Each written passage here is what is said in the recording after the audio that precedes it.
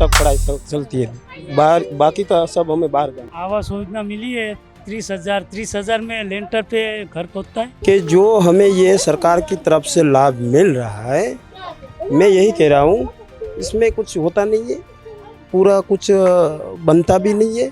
मेरा कहने का मतलब यही है कि सरकार खुद एक सोसाइटी खड़ी करे और उसमें हमें नाम आना चाहिए कि भाई ये भाई का मकान, ये भाई का मकान। इसमें हम लोगों का कोई विकास नहीं होने वाला, सब करप्शन होगा, इसमें दूसरे कुछ आगे जाने वाला नहीं है। नमस्कार दोस्तों, मैं हूं राजकुमार चौधरी और आप देख रहे हैं चेतना मंच।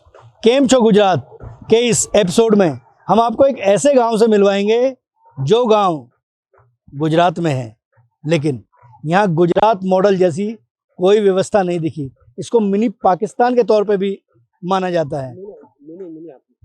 ओके, मिनी अफ्रीका के तौर पे माना जाता है।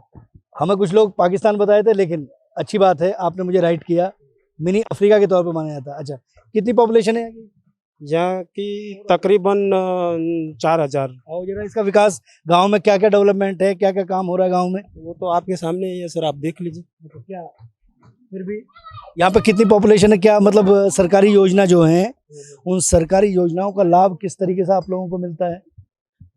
ऐसी तरह मिलता है कि जिसको सहाय आज तक जिसको नहीं मिली उसको मिले, सरकार को लाभ, सरकार की तरफ से लाभ मिले।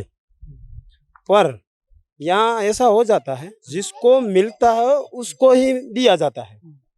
जो नया नया है, हम लोग किसी को भी कहते हैं कि भाई ये मेरा डॉक्यूमेंट है। ये जो गांव है, ये गांव सरस्वती नदी के किनारे पर है, ये गांव है।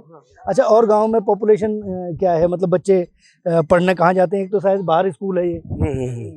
यहाँ जो सरकारी स्कूल तो है, पर ये 8वीं में के 9वीं 7 तक 9वीं 8 तक पढ़ाई होती है।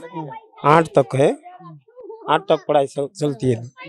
बाकी तो सब हमें बाहर जाना।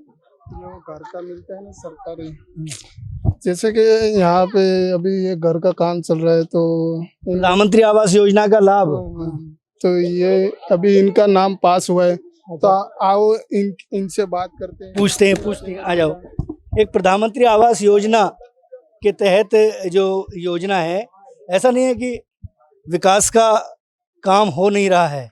अच्छा, क्या नाम है आपका? हसन भाई। हसन भाई, ये जो घर तोड़ के बना रहे हो, इसके लिए प्रधानमंत्री आवास योजना के तहत कुछ मिला? आवास योजना मिली है 30,000 में लेंटर पे घर पहुंचता है। अच्छा, 30,000 रुपए में क्या करना है आपको? लेंटर। अच्छा, लेंटर तक जाना है। अच्छा, लेंटर तक अब ये दीवार बनानी है। हाँ, कम है कम है से ना, ओ खाली कुर्सी बने लेंटर में, कहीं आँखों दीवार ना जाए, कुर्सी ना जी। ये बताएंगे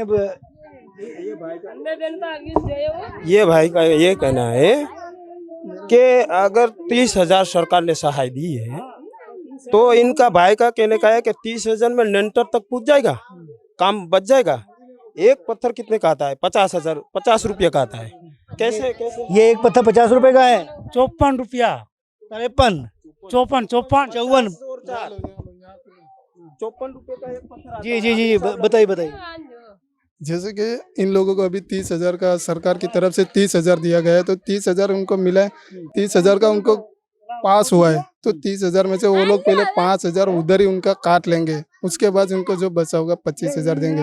तो अभी ये पत्थर जो A1 इधर गर्दी बोलते हैं, A1 पत्थर बोलते हैं, तो इसको जो आप 1100 पत्थर लोगे तो आपको 60,000 का होता है।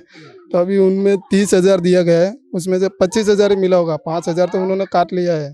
तो उसमें से इनको जहाँ दरवाजे तक ले जाना है, दरवाजे तक वो ले जाएंगे, तब उनको दूसरा जो 1,30,000 का सहाय मिलता है, उसमें जब वो दरवाजे तक ले, एक मकान के लिए टोटल कितना पैसा मिलता है? 1,20,000 30,000 खुर्सी ना दे, तो एमा इके तमी लेंटर उधी पोताड़ो, एमा पोते लेंटर उधी। जो ये इन्होंने बोला है कि उनको अभी 1,20,000 मिलेगा, तो उसमें जो मिट्टी भरेंगे ना, उसका उनको 30,000 मिला है।